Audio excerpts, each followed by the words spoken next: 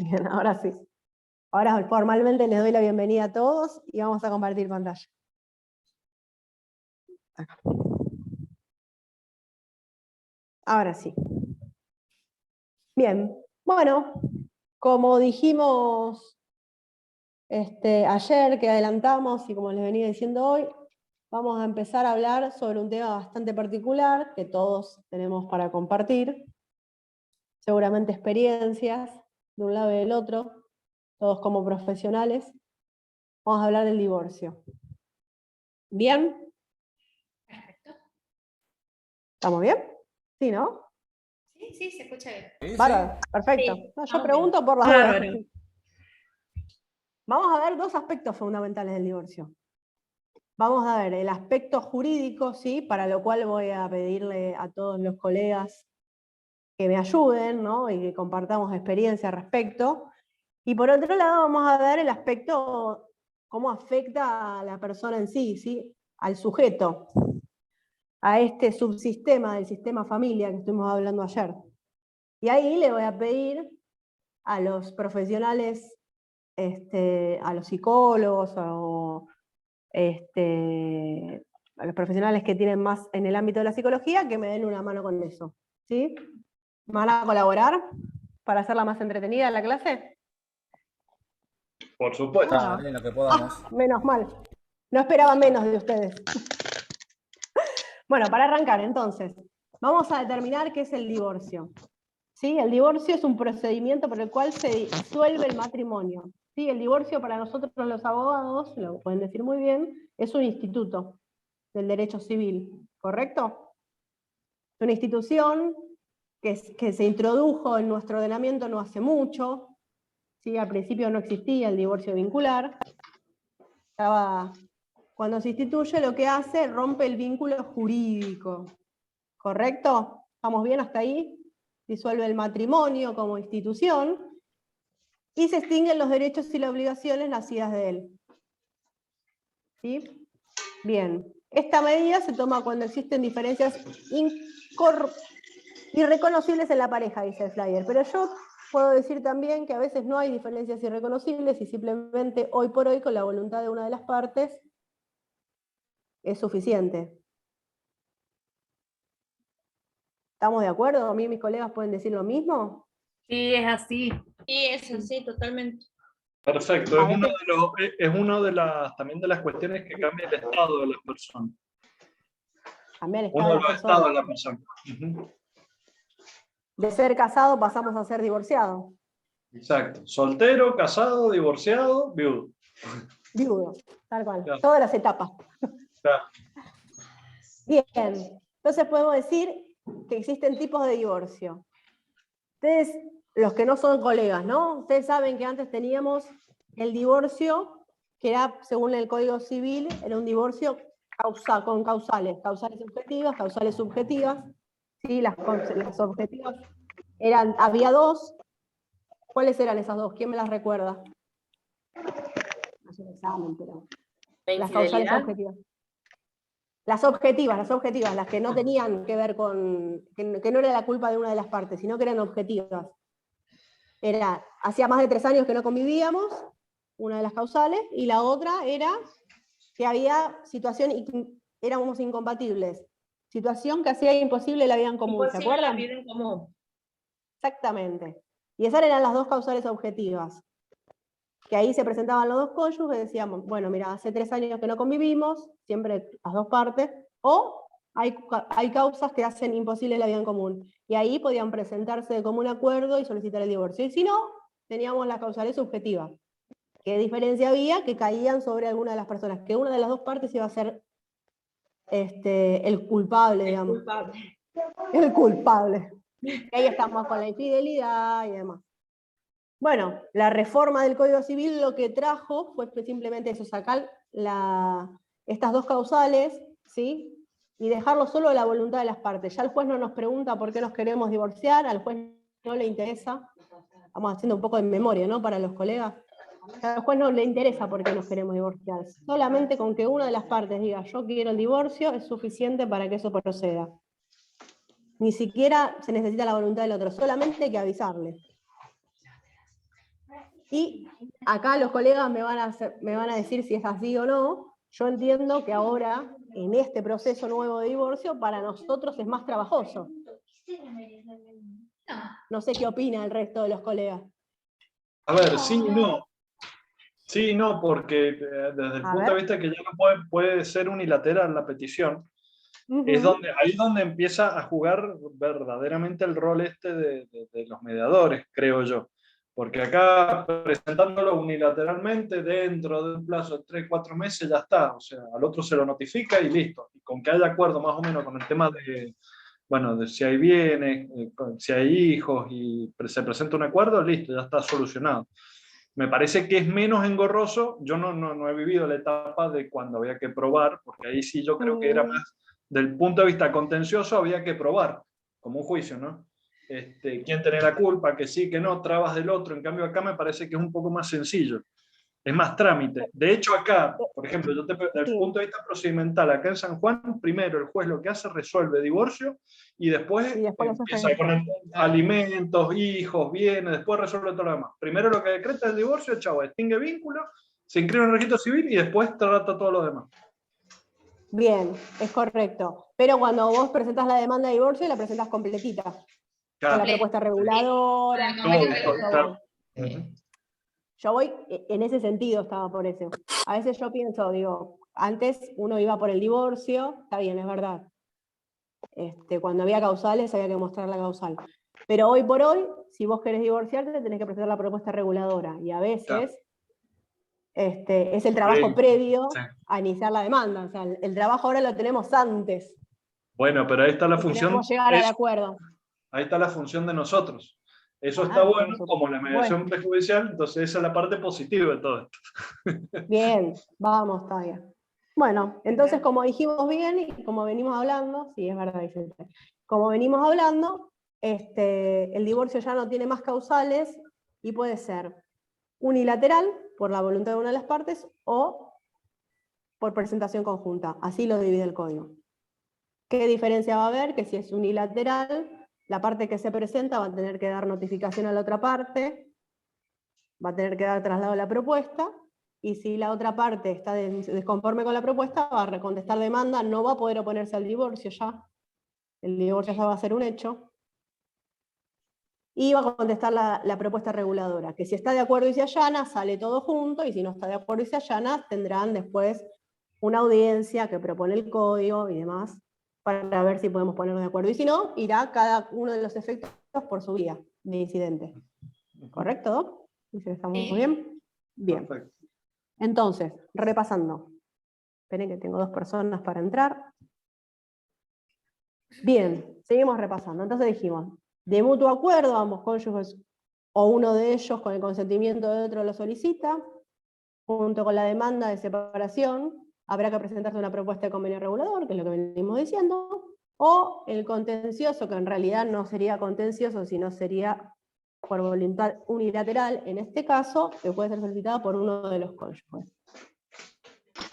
Lo que cambia a lo que fue anteriormente el proceso de divorcio, precisamente es eso, que no hace falta la voluntad de las partes, ni tampoco hay que probar por qué me quiero divorciar. El vínculo se rompe. Bien. Vamos a seguir. Adelante. Ahora sí, ahora le va a tocar hablar a la gente. Ahora quiero al otro bando que me ayude. Vamos a hablar. Las etapas del divorcio desde lo emocional. Igual yo siento, no sé el que le pasa a los colegas, pero a mí muchas veces me pasa que cuando viene una demanda de divorcio viene atravesada de todo lo emocional. Sí, y yo muchas veces hay que escuchar, hay que dejar que que la gente que larguen todo lo que tiene. Que saque todo la catarsis. ¿Cuántas veces nos corremos de bando y somos más psicólogos que abogados cuando estamos escuchando al cliente, ¿no? ¿Ustedes qué dicen? ¿No les pasa muchas veces? Siempre. Que traen un bagaje de cosas y de emociones y de sentimientos. ¿Cuánta gente dice me voy a divorciar y no entiendo por qué me llegó la demanda? Bueno, son cosas y que muchas suceden. Veces con la cajita de pañuelo al lado. Siempre. Es a moco tendido. Y el vaso de agua en lo Y el posible. vasito de agua. Para que se hidrate. Pero bueno, nosotros tenemos Y que ser nada objetivos. contundente, profe. ¿Cómo? Nada que pueda arrojarse. No, no, por supuesto. Uno en esos momentos como profesional lo que tiene que hacer es saber escuchar. Tiene que hacer una escucha activa. Ahora nosotros como colegas y como mediadores tenemos que entender, es donde podemos ampliar todas nuestras herramientas, ¿no? De la escucha. Y saber distinguir realmente qué es lo que sirve del discurso a la parte y qué es lo que no, porque a veces nos pasa que tampoco tenemos que tomar un bando y saber buscar cuál es la mejor manera. Pero bien, entonces, etapa del divorcio desde lo emocional estamos hablando. El divorcio es un proceso largo, eso es correcto. Lo que no termina en el momento en que la pareja se separa o en el momento en que se firman los papeles. Yo muchas veces, sobre todo a gente conocida, cuando lo hago firmar el escrito de demanda, le digo, bueno, yo te felicito porque a partir de ahora lo que queda es trámite nada más. Y a veces es difícil, ¿no? El divorcio acaba cuando nos recuperamos y dejamos atrás la relación de pareja, con sus aspectos positivos y negativos, cuando dejamos de sufrir por lo que implica el fin de la relación y el dolor de la separación. En el momento que vamos hacia adelante, tranquilos y confiados.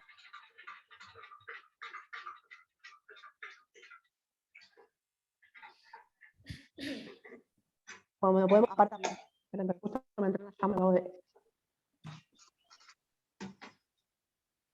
Bien. Mientras los sentimientos provocados por el divorcio, la culpa, el coraje, la tristeza, etc., siguen presentes en nuestra vida, seguimos atados a nuestra expareja, aunque hayamos firmado los papeles hace muchos años. Desde el momento en que uno de los dos toma firmemente la decisión de divorciarse hasta la recuperación total, podemos hablar de 5 etapas. Bien, ahora sí, es el momento en que ustedes hablen. Vamos a hablar de las etapas. A mí me proponen las 5 etapas. Hay alguien que anda haciendo ruingui y como con una bolsita, ¿puede ser? Chau. ¿Cómo? Después hablamos. Uy. No, perdón, yo tenía abierto el micrófono, se va mi marido. Pero no es que no es que se divorcia, ¿eh? No, se va a jugar al fútbol con los amigos. Acá está, mira, acá saluda, hola. Bueno, no sé. Hola. Sos una genia, Marisa. No, yo comparto mi vida con ustedes. Soy medio de reality show. No tengo mucha experiencia en esto de divorcio, pero antes que sigas avanzando, por ahí he tenido situaciones de pareja que sí, yo justamente trabajo en un estudio de abogados que la chica es bastante amiga mía y se dedica a divorcios. Y bueno, siempre le pregunto cómo lo maneja, y ella siempre me dice que ella, espera un segundito, Kervens, ponelo despacio, despacio. Ella siempre me dice que siempre trata de llevarlos por un camino de reconocimiento, de reflexión. No es abogada, a lo mejor que, bueno, vienen y ya está, y se digo, ella siempre busca un espacio de reflexión con los matrimonios, ¿no? O con las parejas que ya vienen con él. Hay algunos que ya vienen totalmente decididos. En mi caso me pasa de matrimonios que vienen con situaciones conflictivas, que están viviendo juntos pero están separados, donde, digamos, se ha enfriado muchísimo la relación. Entonces, bueno, trabajo mucho lo que es la comunicación, el reconocimiento del uno y del otro, trabajo de manera individual, desde un autoconocimiento y desde la autovaloración de cada uno, porque ellos vienen con una historia, ¿viste? Generalmente, vienen con una historia y decanta en algún momento de sus vidas. Por ejemplo, en la etapa de la menopausia de la mujer, donde los hijos también ya están fuera del hogar, entonces empiezan a aparecer cosas que se venían tapando, ¿no? Se tapaban con el trabajo, se tapaban con los hijos en casa, entonces empiezan a aparecer estas crisis tanto de uno como del otro, y bueno, yo estoy más en esos momentos, o estoy a lo mejor con familias que tienen, el paciente que llega ha sido un niño abusado y ahora es adolescente, y lo habla, entonces empiezo a trabajar con las parejas, con los papás, y me doy cuenta también los vacíos, los quiebres, las falencias, las faltas de comunicación, todo lo que se fue generando entre ellos también, a partir del dolor, a partir de adicciones, a partir de, bueno, también experiencias con violencia de género. Esas que bueno, las vimos mucho en el curso, en todo lo de mediación, que ustedes nos hicieron ver muchos videos. Bueno, sí, vienen, que quieren, no quieren saber nada, que se quieren divorciar, que ya está, no lo soporto más. A lo mejor vienen de 12 años de dependencia con esa persona, con hijos, y van y vienen, y van y vienen. Bueno, no, yo ya lo dejo, vienen moretoneadas, vienen golpeadas, hicieron denuncias, hicieron restricciones, empiezan con el tratamiento, a lo mejor vienen 3, 4 sesiones y desaparecen, los vuelven a admitir en sus casas. Eso pasa, ¿no? sí, en violencia de género, bueno, yo como trabajo más en abuso y familias, conflictos vinculares, lo de violencia de género lo trabajo, pero es como que yo le esquivo bastante, no en lo que es la prevención, hacemos con un grupo de prevención, pero en lo que es arreglar las situaciones, es tremendo como las mujeres no logran, y son procesos de años, muy, muy largos. Es un poco también una idiosincrasia de acá de San Francisco. En las ciudades más grandes son más tajantes, más cortantes, en cambio acá es como que todo es más chico y se les sigue dando posibilidades. Entonces cuando ven que vos las llevas por un camino de tomas de decisiones para decir, no, mira, vos valés, tu hija vale, tu vida vale, cuántas oportunidades ya le diste, cuando ven que vos ya las estás llevando por ese camino, ¡pum! Y te empiezan a meter excusa, voy a esperar un tiempo, y después vos las ves que están de nuevo con... Pero bueno, nunca trabajé con personas que ya estaban decididas totalmente a divorciarse, o sea, con las personas que trabajé eran con conflictos, y bueno, se han ido solucionando, por lo menos las que siguieron el proceso, han ido mejorando un montón a nivel... Carla hace un comentario en el chat y nos dice que se llama ciclos de la violencia, ¿no? Que no es fácil salir de ahí, claro, es un círculo vicioso. Ciclos viciosos sí.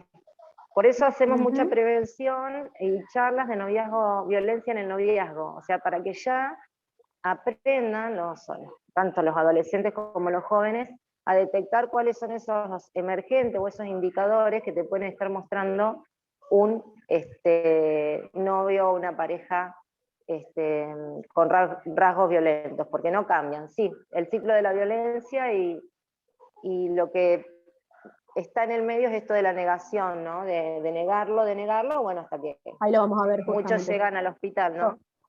Pero sí. es muy lindo aprender y saber también también de ustedes, ¿no? Cuando llegan a otro, pero me imagino que vos trabajando en un estudio jurídico, con colegas de la profesión, seguramente tendrás, acá lo que nos habla no es cuando las dos partes están de acuerdo, porque no es lo mismo un divorcio donde las dos partes están de acuerdo, se habló, se trabajó, se dieron cuenta que no podían seguir avanzando y decidieron tomar la decisión de separarles en buenos términos.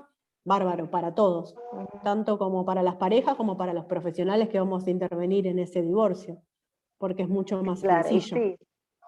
Ni siquiera tenemos intervención. Es agradable también, qué sé yo. No tenemos, es sano. Vos me decís cuando ya están de acuerdo, sí, no, claro, agradable no. es sano, es una Pensé que me decía cuando querían arreglar.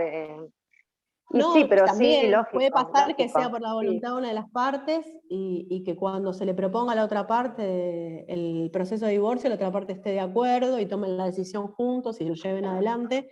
¿Por qué? Porque hay una comunicación abierta, como venimos hablando, donde las partes se ponen de acuerdo, deciden en pos de la familia, de los hijos.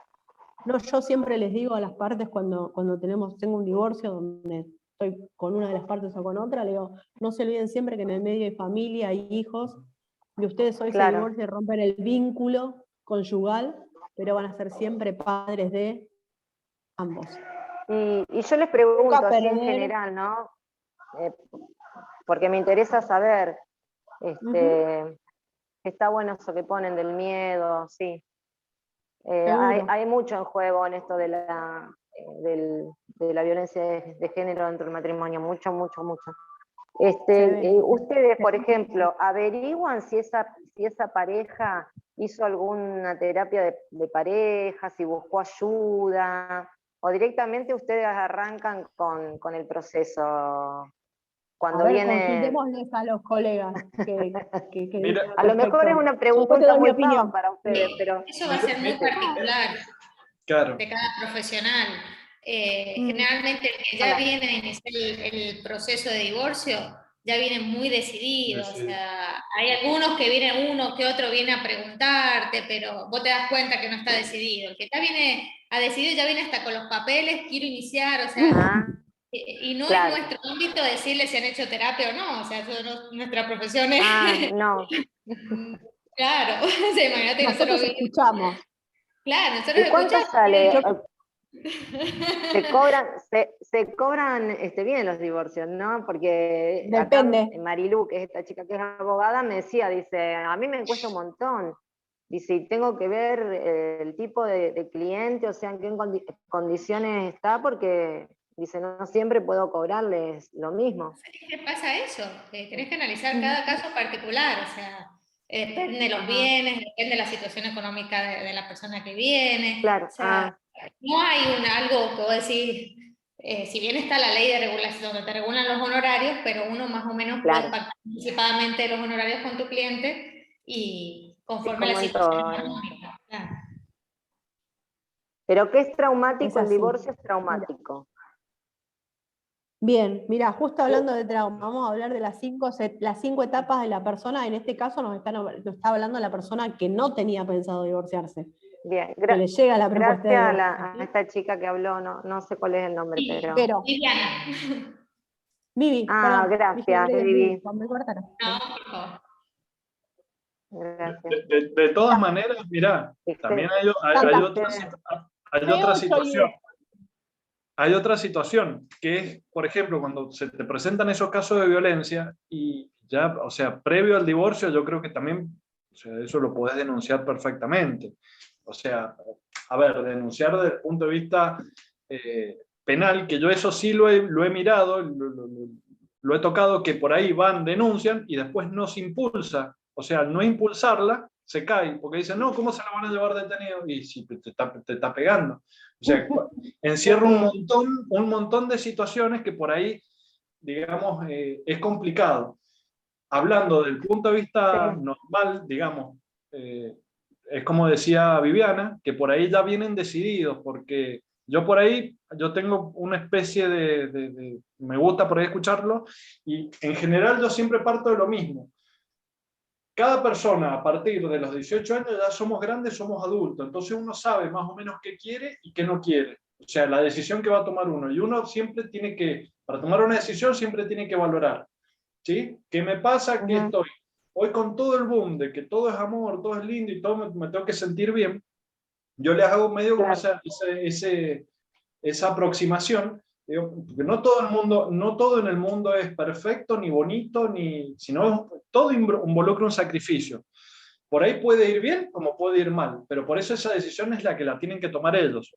O sea, una vez puestos en ese camino, hagan lo que quieran, pero si se inicia divorcio y listo, ya está. Porque también pasa eso, que bueno, iniciamos papel de divorcio, empezamos todo y después te vienen y dicen, no, mire, no sé, o se desaparece.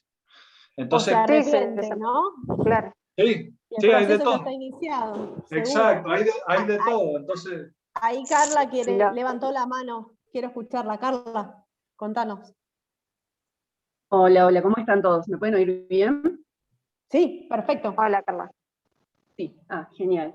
Sí, mira, a mí siempre me cuesta mucho, yo soy abogada también, y trabajo mucho con el tema de violencia de género. ¿no? Y no es lo mismo una pareja que se quiere divorciar por diferentes motivos, se terminó el amor, lo que sea, que una mujer que padece violencia de género.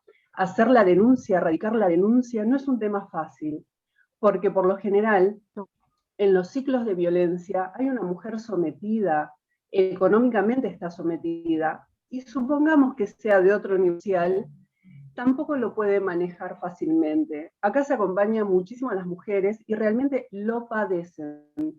Que lo detengan a conviven con ella, el padre de los hijos o la pareja, implica que muchas veces no tienen el sustento para sobrevivir día a día. Entonces, claro, es un tema muy complejo, no es fácil salir de eso, por eso es importante trabajar de otra manera, se trabaja completamente de otra manera, y yo entiendo perfectamente que no hacemos referencia a los casos que estamos viendo, ¿no? Porque una pareja que lo llevó ya a la justicia, yo creo, por lo general suele pasar que la mujer sale corriendo cuando va a denunciar, entonces no puede analizar, se va con lo opuesto, se escapa, es un proceso muy complejo, es muy difícil, inclusive hay en algunas provincias en donde la misma justicia, por eso la otra vez hablábamos, una de estas clases que veníamos viendo, la importancia de trabajar estos temas desde la justicia, desde el derecho, quienes estamos en esto, con perspectiva de género. Poder entender que este es un tema que traspasa absolutamente todo. De una forma u otra estamos todos implicados con la naturalización, con mirar para otro lado, con creer que solamente es un problema de determinadas personas, cuando vos te das cuenta que en realidad no pasa eso. Pasa, es difícil, muchas veces estos hombres, no digo en todos los casos, ¿sí? Pero muchas veces estos hombres abusan de sus propios hijos. Tener esta persona detenida implica que esta mujer tiene que salir de repente a trabajar y esos niños quedan expuestos. Y bueno, hay todo un tejido desarmado completamente. Es un tema muy, muy difícil. A mí me gusta trabajar con esto, pero es un tema muy difícil, muy complejo de abordar y para entenderlo también. Porque quizás alguien que nunca pasó por esto no puede entender por qué estos ciclos se repiten continuamente, ¿no? Lo que yo escribí decía que muchas veces, tristemente, estas mujeres mueren en eso, mueren en esto de ir y venir, y bueno, y estos chicos quedan completamente desprotegidos porque con los padres, uno detenido y otra mujer muerta. Ustedes ven las estadísticas, cuántos chicos huérfanos hay por el tema de la violencia de género, ¿no? Sí, eso tal cual, es lo que quería aportar. Gracias. Muchas gracias por tu aporte. Qué maravilla, cierto, Carla. Sí, Erika, ahora que Carla nombraba todo esto, no sé si habrán visto, los que no la vieron, hace mucho referencia a esto, la historia de esta chica, se llama Cosas para limpiar, que es una serie en Netflix, no, Cosas por limpiar, una serie en Netflix que se trata de esto, ¿no? No sé si la habrán visto, pero se las recomiendo. Sí, la vi. Sí. Muy recomendable, sí. Y yo digo, esta cuestión del acompañamiento del después, porque ¿qué pasa? Ahí muestran, y como esto es verídico, está en Estados Unidos, muestran que hay toda una red de acompañamiento a la mujer, le dan trabajo, primero tienen que conseguir, le dan un trabajo. Entonces, esta chica, la ley le da como un permiso, le otorga para que pueda vivir en una casa de acogida, tanto para la madre como para armadas de una manera con, con habitación para cada una, con una ambientación, con un clima, después en terapias grupales, con gente capacitada que quizás está capacitada, pero a la vez pasó por la experiencia. Esa serie está espectacular, pero yo digo, claro, acá no hay en Argentina ese tipo del después, ¿no? ¿Qué hace? Por eso siguen atadas y siguen soportando un montón de cosas, porque ¿a dónde van? O sea, no hay nada de parte del gobierno, no para entrar a hablar de política, ¿no? O de parte del faltan Estado, políticas sí. para poder tratar estos temas, eso es una realidad. Ahí Pero había general, alguien más que había pedido, me levantó la mano para hablar y la perdí. Le pido disculpas. Acá tengo a Javier y Susana. Susana pidió primero hablar. Javier, la vamos a escuchar primero a Su y después te doy la palabra a vos. Sí, Susana. yo coincido con la colega abogada que decía que es un tema muy complejo. Yo me dedico también a hacer acompañamiento en casos de violencia de género, y es un derrotero realmente desde el momento que llegamos a la comisaría. Primero, que tome la decisión de hacer la denuncia, es todo un acompañamiento porque naturaliza, muchas veces se naturaliza la violencia cuando no se llega. Cuando no es violencia física y hay otras clases de violencia como violencia psicológica o violencia económica, se naturaliza. Lamentablemente a nuestra sociedad le falta evolucionar mucho en ese aspecto, porque en algunos casos solamente hablamos de violencia cuando es la violencia física. Y desde el momento que llegamos a las comisarías ya es un derrotero porque no quieren tomar la denuncia, o porque le quieren tomar la denuncia como el policía quiere escribir y no como la víctima quiere relatarla. Tenemos las leyes ahora que nos amparan, que la víctima puede modificar o puede ampliar su denuncia todas las veces que quiera, pero no es fácil poder lograrlo en las comisarías. Seguro. No hace mucho tiempo yo tuve un caso que fueron a hacer una denuncia y le dijeron, no, quédense tranquilos, no hagan la denuncia, no pasa nada, quédate tranquila, y resulta que después el victimario terminó denunciando y quedó terminando él en lugar de víctima en vez de la víctima verdadera. Muchas veces pasa, eso es verdad. Pasa mucho. Entonces, los abogados que nos dedicamos a esto, tenemos que ir haciendo un seguimiento casi cotidiano para que esa denuncia llegue a la fiscalía, para que una vez que la toma el fiscal de turno, después haya un fiscal que la tome de manera estable, que haya una... Y el miedo a ratificarla también por parte de la víctima, porque muchas veces pasa que la víctima tiene miedo de ratificar la denuncia por lo que le va a provocar al victimario, y el miedo precisamente Sí, y hay una revictimización, porque tiene que contar, por ejemplo, como es acá en Santa Fe, tiene que ir a la comisaría, tiene que hacer la denuncia, o ir a un centro territorial y tiene que hacer todo el relato ampliado. Después tiene que volver a la fiscalía y tiene que volver a relatar. Entonces se la revictimiza permanentemente a través del mismo relato, y bueno, y eso causa un gran daño psicológico y emocional, ¿no? Porque ya es difícil tomar la decisión, es difícil el momento, y bueno, todos estos procesos judiciales... La revictimización ocurre también en el abuso, o sea, lo que vos estás diciendo... Gracias, Susana, muchas gracias. Lo que ella está diciendo pasa lo mismo con el tema del abuso. Lo mismo. Ahí me había pedido la palabra Javi, que le prometí que después de Susana le íbamos a escuchar, así que Javier, si andás por ahí, te escuchamos. ¿Estás por ahí, Javi? Sí, ahí estás. Ponete el micrófono. No te escuchamos, Javier.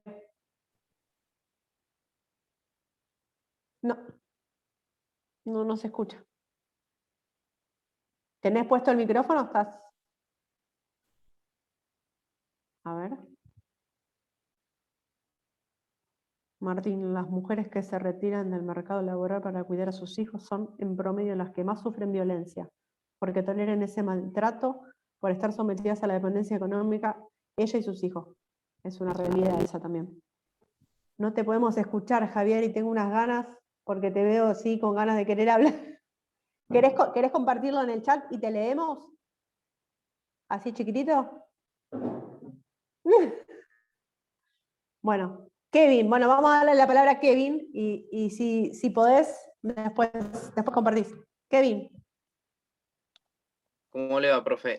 Había una chica recién, una señora que hablaba de que ella trabajaba justamente en estos casos. No recuerdo el nombre, por eso no quiero mentir, pero era para preguntarle a ella dos cosas. La primera es, ¿cómo es el trato en general de parte de la policía para recepcionar estas denuncias? Le digo, pues yo soy un militar y me manejo más que nada con la policía, pero es bueno saber cómo es del otro lado. Y la otra pregunta que he notado bastante, pero no sé si es mi percepción de si es bastante común, más que nada del hombre, que posteriormente como que sí hace lo posible para no dejar progresar a la mujer una vez realizado el divorcio, y más que nada con chantaje a los chicos, o si son casos particulares los que me han tocado a mí. Yo estoy empezando todavía en esto, no es algo que todavía no me recibo de abogado, pero he tenido por pasantías y cosas similares. No me acuerdo quién era la Interesante doctora. la pregunta que vos estás diciendo, ¿eh? Las Es dos, muy perdón, interesante sobre... sé que son dos preguntas largas, pero son las dos cosas que a mí más No. me chocan. O sea, que a mí Son más muy me... interesantes, Kevin. Todo lo Porque que sé nos que está la ley enriquezca. Micaela y sé que hay a lo mejor capacitaciones y demás, pero sé que a su vez todo lo que son fuerzas armadas, y lo digo por experiencia, son entornos de hombres. Entonces, muchas veces, la mayoría de las veces, la que va a denunciar de entornos de violencia es la mujer, lo cual a veces me resulta un tanto chocante. Incluso yo planteé hace años en la policía, digo, si vos sos mujer, una mujer policía te tiene que atender en ciertos casos, como por ejemplo violación, ¿cómo hacemos, por ejemplo, en los casos de una mujer trans violada? Porque ¿qué te tiene que atender un policía trans? Que lo considero lógico, ojo, no digo que, pero lo considero lógico porque a lo mejor esa persona no se siente cómoda con una mujer también, y tampoco se anima a Claro. denunciar. Es como que lo veo como un tema muy complejo, por eso le quería preguntar a la abogada que habló recién. Ahora ¿Qué experiencia tiene? cuando se haga, ¿recién vos hablas de Susana o de la doctora anterior? Porque La Susana doctora fue anterior. la doctora anterior. Ahora le vamos a pedirle que nos Hola, si quiere compartir. Kevin. Hola, ¿cómo Ahí le está. va? Sí, ¿cómo estás? También la doctora Susana puede aportar. Es muy complejo, hace mucho tiempo y todavía suele pasar. Ahora hay lugares específicos, comisarías de las mujeres, donde uno puede ir a hacer inmediatamente la denuncia y te da, pero no pueden, tenían que ir a victimiza a la víctima, ¿sí? Las mujeres, el 90%, 95% son las que padecen esta violencia. ¿Pero por qué? Porque vivimos en una sociedad patriarcal.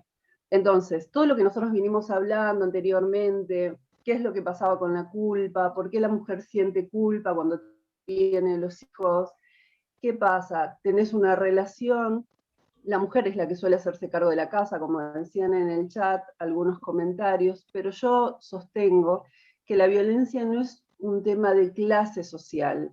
Hay personas que son profesionales, nosotros vimos asesinatos, feminicidios en countries. ¿Sí? Entonces, no es un tema de clase social, solamente que hay menos recursos. Y al haber menos recursos, es todavía más desgarrador la violencia. ¿Por qué? Porque venimos de familias que están completamente desarticuladas, muchas mujeres solas, y si no están solas, es lo que yo decía, hay un sistema que todo el tiempo le dice a la mujer que está mal lo que está haciendo.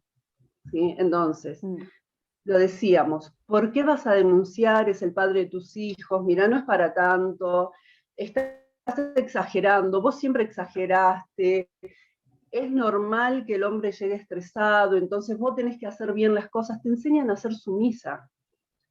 Yo tengo montones de casos tristes de amigas muy jóvenes aguantando esta violencia, como decía una compañera recién. No hay un solo tipo de violencia, la violencia no solo es física, hay una violencia psicológica, hay una violencia simbólica, hay una violencia económica, la violencia es grande, para que podamos entender qué es lo que pasa con esta mujer, qué es lo que pasa con esta familia que queda completamente desintegrada.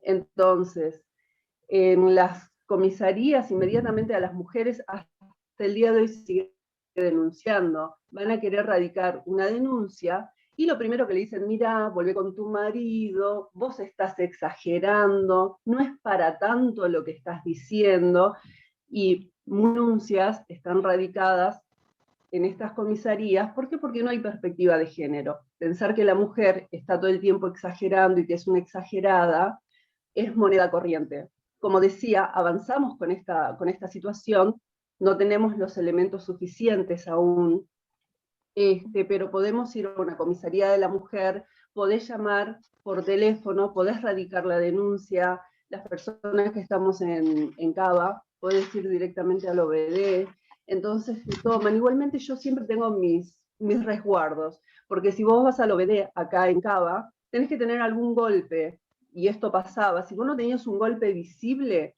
no tomaban la denuncia, y es un problema, porque decimos que también hay violencia económica, hay violencia psicológica, decirle todo el tiempo a una mujer que no sirve, que nunca va a poder hacer nada, una familia que te dice, escúchame, tu hijo tiene que estar con la mamá, porque si no está con vos, lo van a tratar mal, entonces la culpa, siempre llevamos la culpa encima.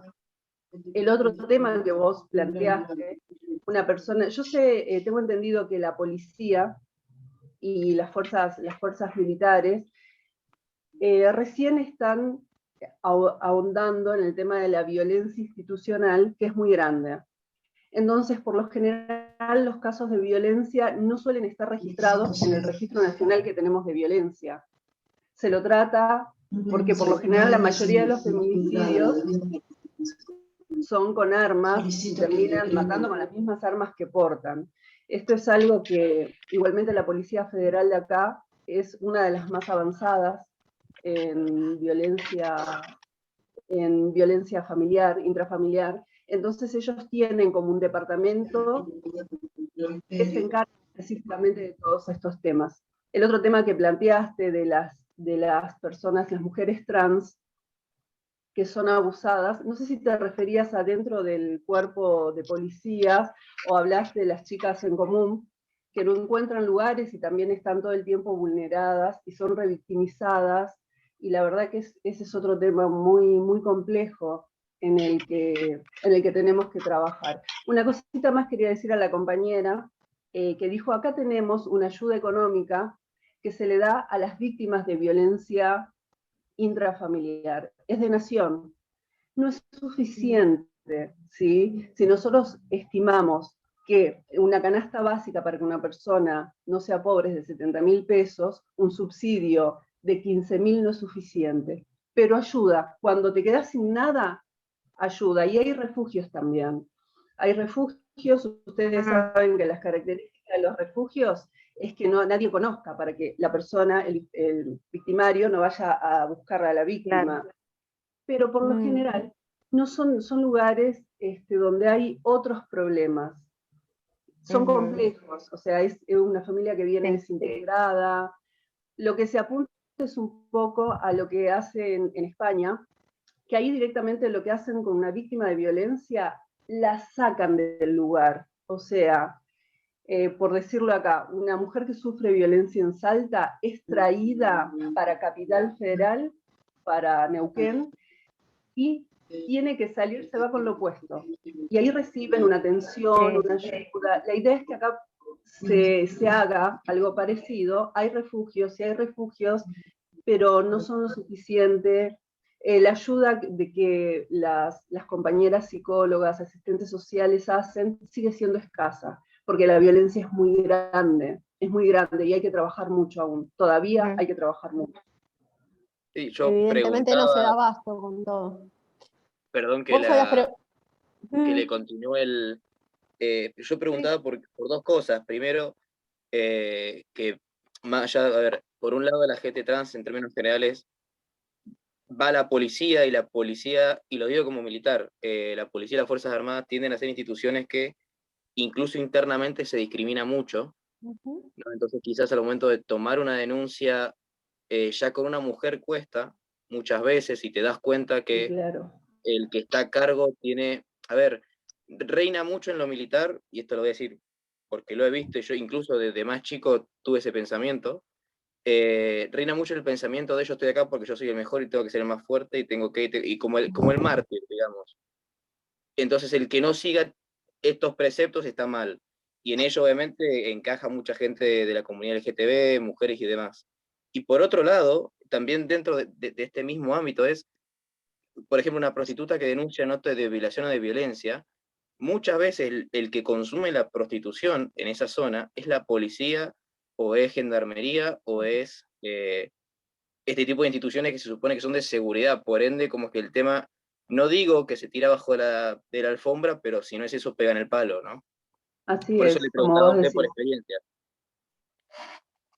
Igual celebro que haya personas como vos dentro de las fuerzas, porque es importante que ustedes también realicen este cambio. La verdad que lo celebro muchísimo.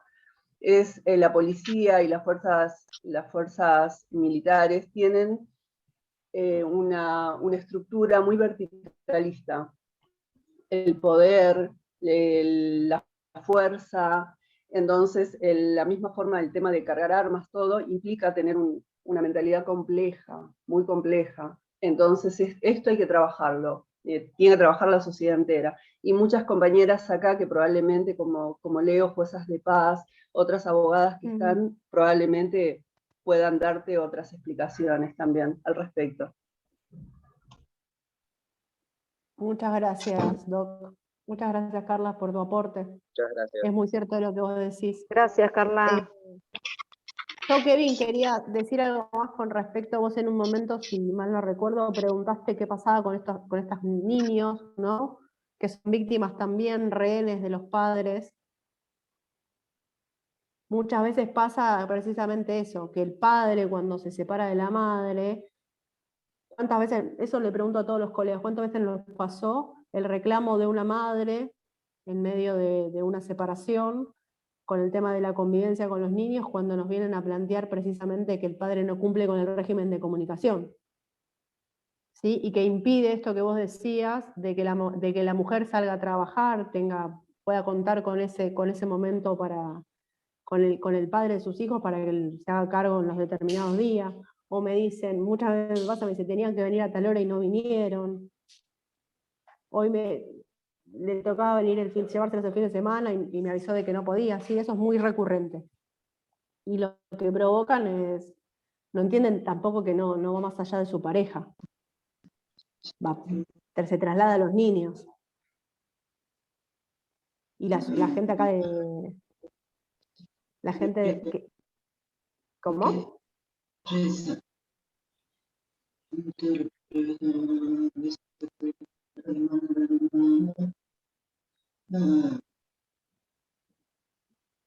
Disculpa, Erika, con respecto a lo que decías, lo que suele pasar es que, no sé si hablamos del tema de violencia, no sé si fue el otro tema, por lo general como la estructura es violenta, la violencia no se corta así nomás, a veces se usa a los hijos para seguir violentando a esa mujer.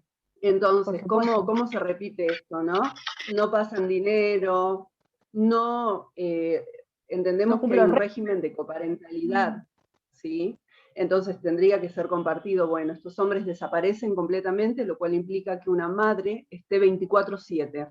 24/7 con la responsabilidad de tener que trabajar. Entonces, todo está encima de ella, porque la violencia tiene que seguir repitiéndose. Por lo general, los niños que crecieron en un ambiente de mucha violencia le piden a su mamá que se separe. Sí. Piden, porque ellos la padecen, pero después hay otros chicos que necesitan convencerse de que su papá era esa persona que ellos se imaginaron, entonces hay un tema de lealtad, es muy complejo realmente. Pero sí, estos chicos, lamentablemente, pobres, son usados para eso, y bueno, ahí hay que trabajar mucho, psicólogas, asistentes, abogados, abogadas, que se encarguen, los compañeros acá, mucha gente sabrá, ¿no? Les habrá tocado trabajar con estos casos.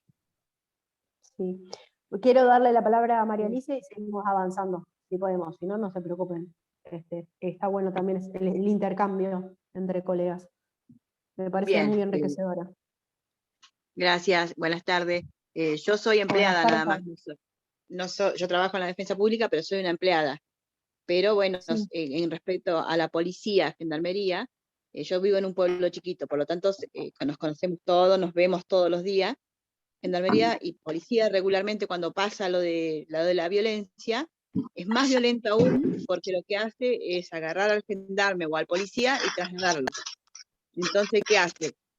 En ese traslado, económicamente, perjudica a la familia, perjudica la vinculación de padre e hijos, de ayuda de papá a mamá. Regularmente pasa eso, gendarmería y policía es muy violenta en ese aspecto. No toma, las denuncias las tomas muy, muy vertical, como que lo tapamos y no decimos nada y es mejor. ¿Vos decís dentro de la fuerza, María Alicia? Dentro de la fuerza y para afuera, y para afuera de la fuerza, porque si bien la mujer del policía no es policía, de pronto, de todas maneras dice, bueno, este policía es trasladado a, no sé, a 300 kilómetros de Senga. Y eso perjudica la vinculación del hijo con los niños y económicamente es un sacudón más o menos, porque no es que le sacan el sueldo y le dicen, toma lo que te corresponde, o sea, después significa todo un proceso atrás. Bien, entonces como a veces tratan de evitar el conflicto, digamos, de alguna manera. Lo tapan. Gendarmería hace exactamente lo mismo. Yo lo he vivido en la defensa pública. Acá llegan los casos de gendarmería y policía porque es el único centro de atención que hay. Y lo ves continuamente. Continuamente ves que ellos hacen eso. Hay casos de violencia. Lo mejor es taparlo. Lo tapo y lo llevo a lugares donde no se vaya a ver. Bien. Es triste, pero bueno, es una realidad. Es una realidad, sí, es una realidad que... Y fíjense que estamos hablando de gente de diferentes provincias, de todo el territorio, y son cosas comunes, son cosas que pasan habitualmente en todos los... Y de diferentes estatus sociales. Y ahí la doctora está compartido. Perdón, esto es como si puedo, una anécdota que me pasó cuando yo estaba hace unos años. Veo que está habilitado el matrimonio igualitario actualmente. Bueno, el primer matrimonio que surge entre miembros hombres de ejército. Alejandro. ¿Se escucha? ¿Se escucha ahí? ¿Hola? Sí, se te escucha. El primer matrimonio que surge entre dos hombres en ejército, se pusieron carteles en todo el regimiento de que se había casado un coronel con un capitán. Y ojo, que estamos hablando de dos cargos de oficiales, uno bastante alto y otro dentro de todo alto. Recién ahí se pudieron empezar a casar muchas personas, y aún así la institución hoy en día es reacia de estos casos. Es una anécdota en el sentido de, si entre ellos mismos no lo aceptan, lo que lo van a aceptar con respecto a otras personas y las denuncias de otras personas. Yo no sé si habrá muchos psicólogos presentes y no sé a qué o cómo explicarían este tipo de pensamientos, pero ¿se puede cambiar? Mediante políticas, ¿no? Me refiero. Sí, se puede cambiar. Se puede cambiar, pero yo me había quedado con algo de la doctora, antes que había hablado de los chicos que están en medio de situaciones de violencia, y quería contarles que, bueno, tuve el caso de una nena preadolescente, que nosotros trabajamos con cuentos, o sea, le hacemos crear a ellos cuentos para no ir directamente a indagarlos o a preguntarles. Entonces le hacemos generar historias en las cuales nosotros participamos, participa la nena y participa la mamá. Y me acuerdo el caso de una nena de 10 años, muy, muy aplicada a su escuela, académicamente. Ella se escondía mucho detrás de lo académico, ¿no? Que, bueno, empezó a escribir la historia y la historia se trataba de una canasta enorme, llena de frutas, de un montón de frutas, inclusive ella después, porque lo vamos acompañando con dibujos que ellos mismos van haciendo, y en el momento que ella decía que tenía que llevar la canasta, la nena del cuento, que evidentemente era ella, no podía levantar esa canasta de lo pesada que era esa canasta. Era muy pesada para ella. Y me acuerdo que a mí me impactó muchísimo el hacer esa lectura, ¿no? Porque cómo la nena manifestaba a través del cuento y a través de ese dibujo esa carga tan pesada que era para ella soportar en su casa los episodios de violencia del papá a su mamá. Bueno, y después lo que dice Kevin, también un poco de lo que venían hablando de los trans, creo que esto parte todo desde la educación, y no de decir estoy a favor o estoy en contra, sino desde el sentido común y generar espacios que regulen todas estas cosas. Porque, por ejemplo, ¿qué pasa en una escuela secundaria con un chico trans? Este chico trans, varón que quiere ser nena, que es nena, se muestra como nena. Me golpearon la puerta. Vaya a atender. Tranquila, después continuamos, Sigrid.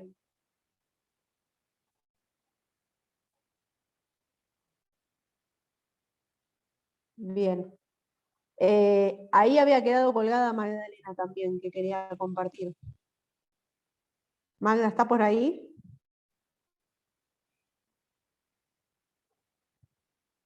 Magdalena, ¿te tenemos cerca?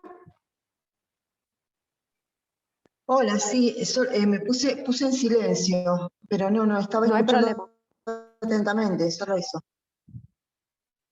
Ah, no, porque tenías la manito levantada, por eso te pregunté, no por otra cosa. Veo si puedo cerrar.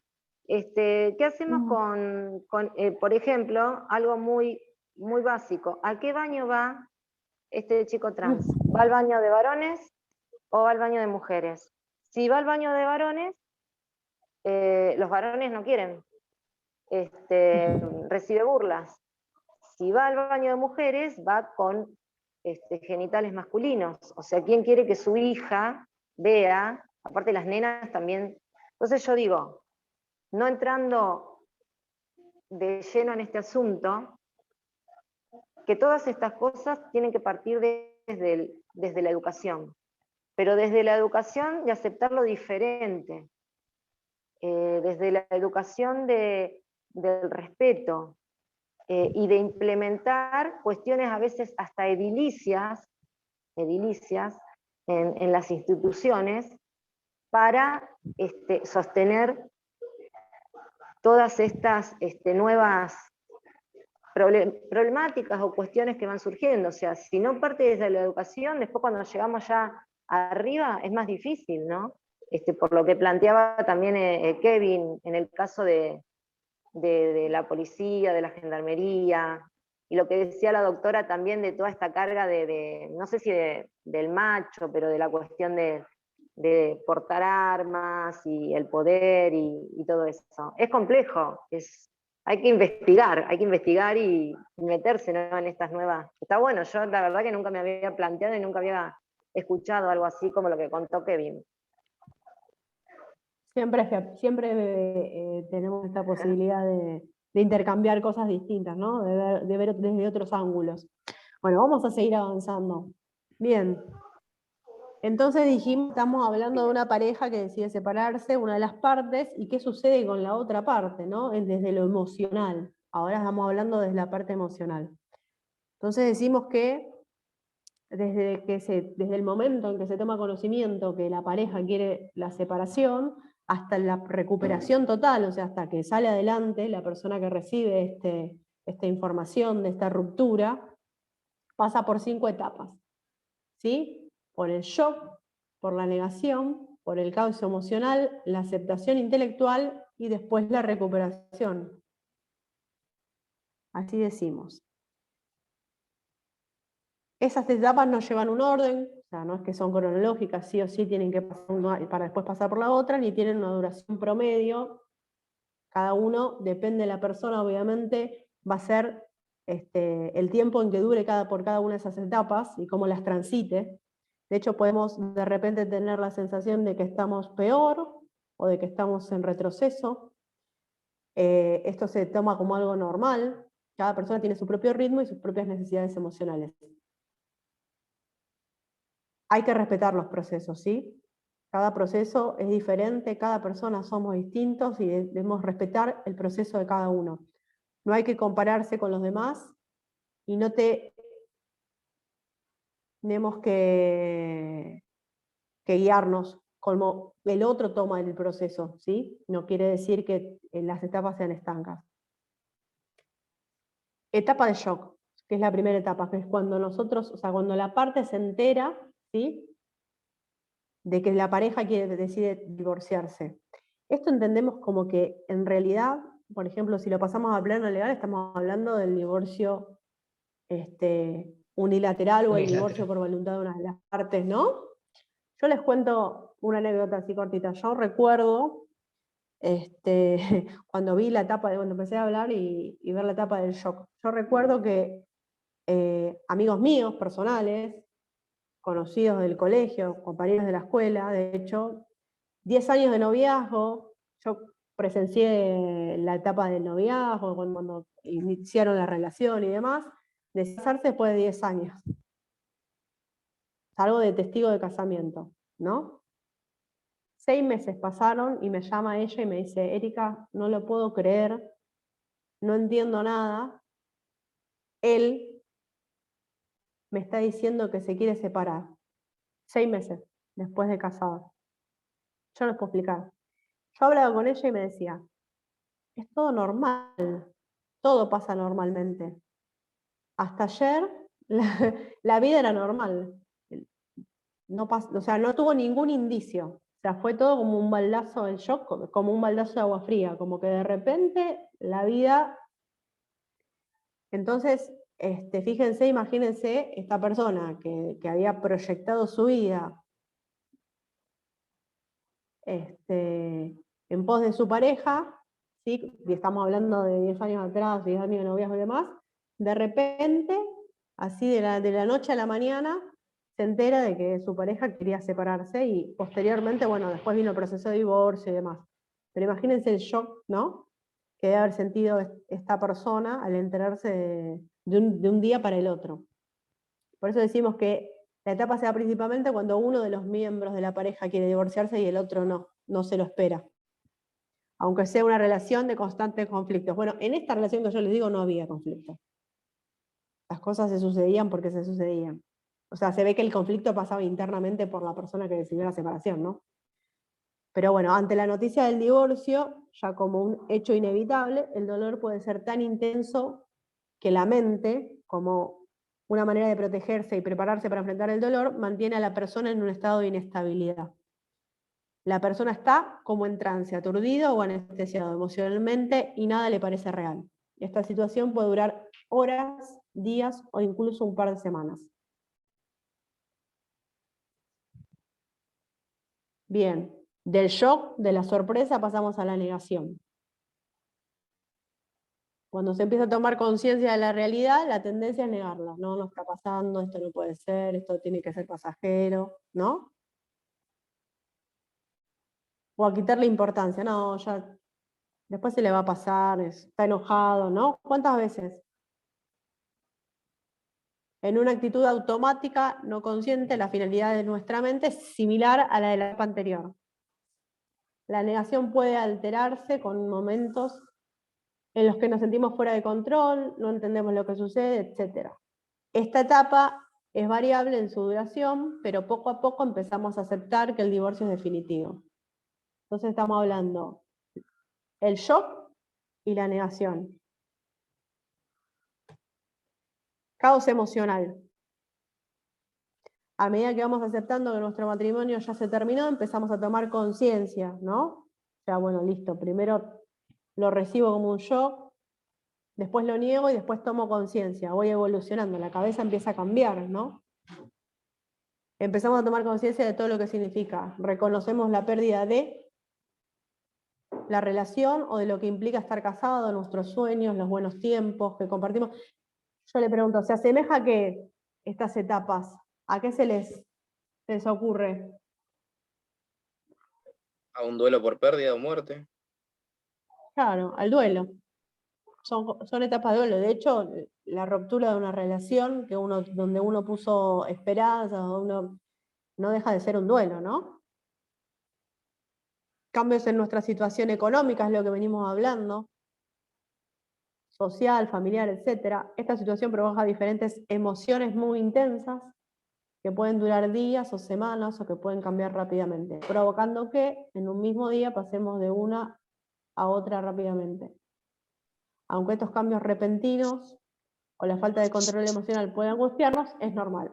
Así sentimos coraje o ira contra nuestra pareja por el sufrimiento que nos está causando, o por no haber evitado la ruptura, y contra nosotros mismos. Ahí que aparece, cuando decimos, cuando pensamos que nosotros no pudimos evitar la ruptura, ¿qué sentimiento se nos aparece?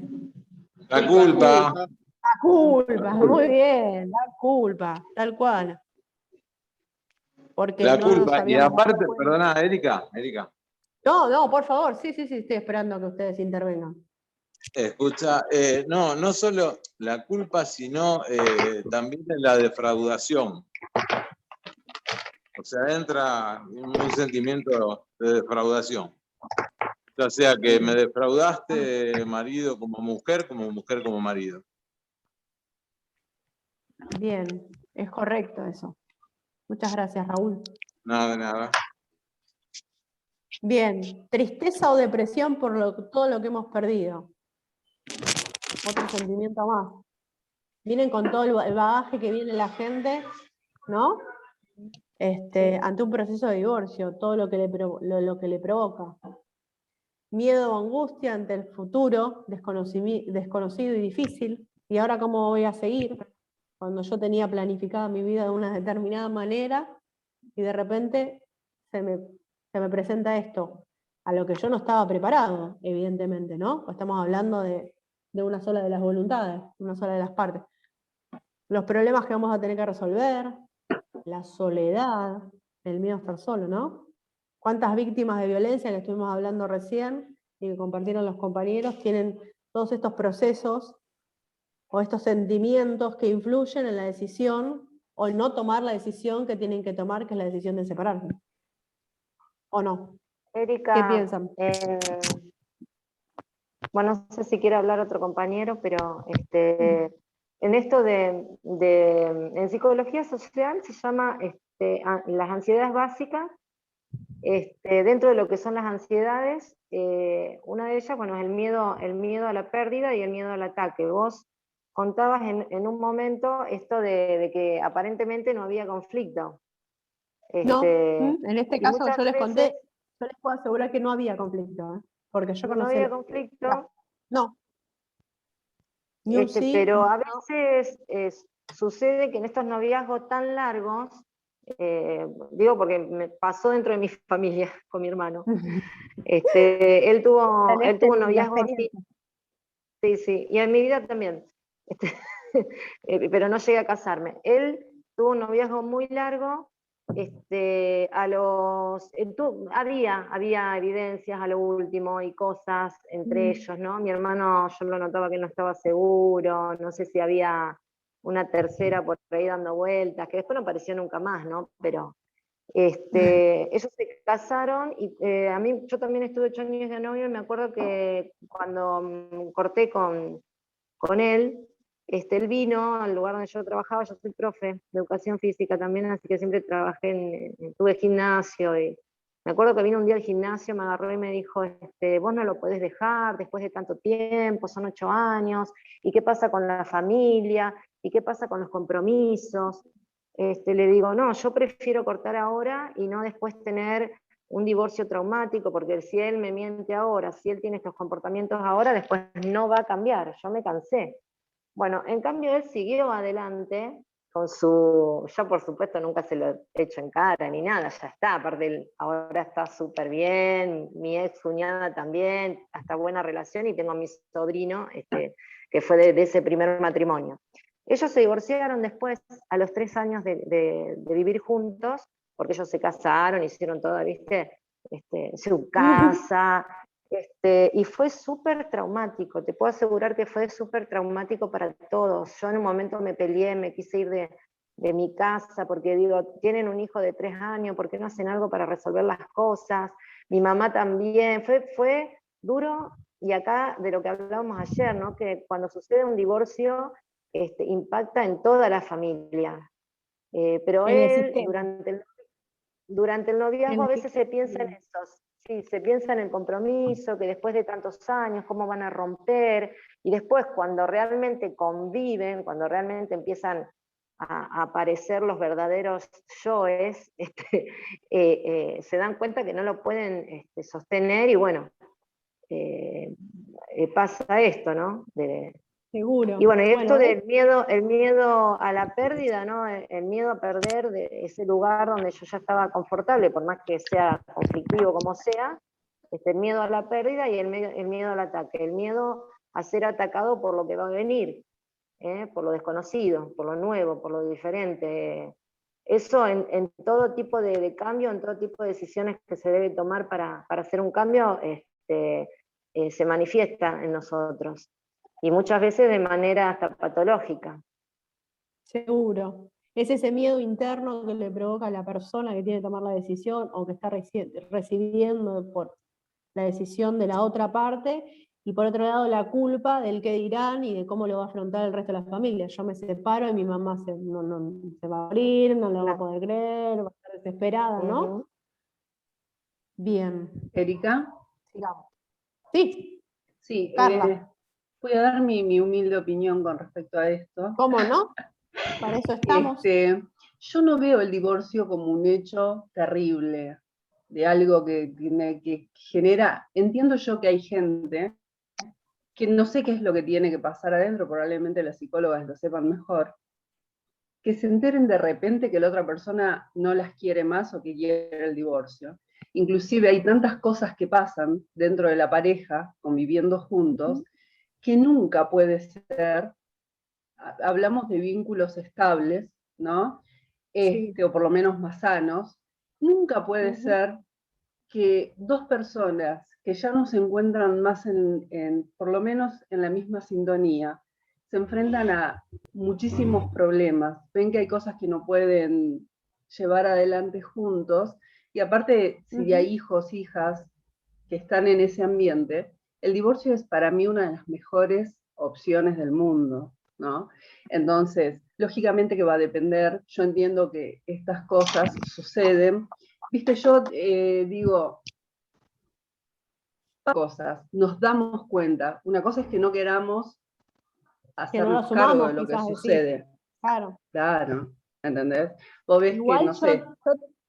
Yo he visto en el transcurso de la profesión y en los años, eso le podemos preguntar a los diferentes colegas, que me ha pasado casos en que la parte no estaba preparada, que no se lo esperaba, y me ha pasado casos en que dice, y sí, sentado, dice, yo lo entiendo porque la verdad que estábamos mal, yo no pensé que iba a llegar a esto, me sorprendió, pero bueno, sí, iba a determinar, y las cosas, o sea, me estaba dando cuenta que las cosas iban a llevar a...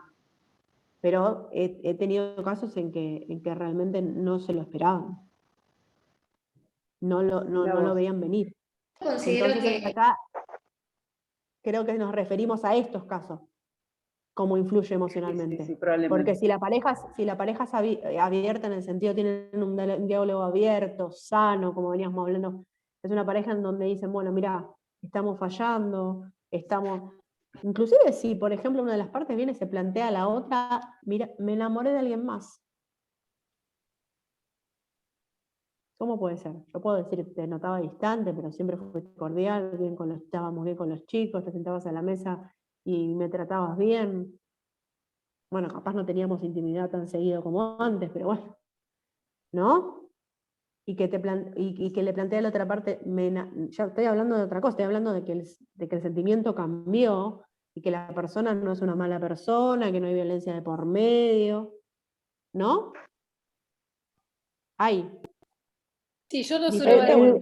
El tema es entender lo que es el trauma, ¿no? Porque vos tenés el trauma postraumático y el trauma complejo.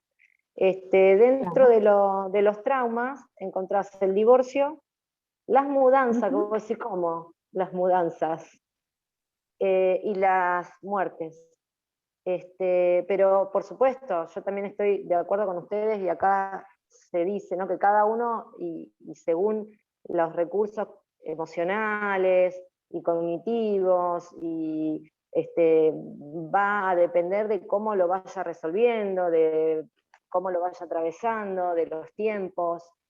Pero trauma significa una irrupción en la vida de una persona, una irrupción. O sea, algo que viene, track, y rompe. Entonces, por eso se lo pone al divorcio, desde la psicología, se lo pone dentro del trauma. Pero no, por supuesto, porque como rompe. lo peor, la tragedia, esto no va no voy a salir más de esto, no.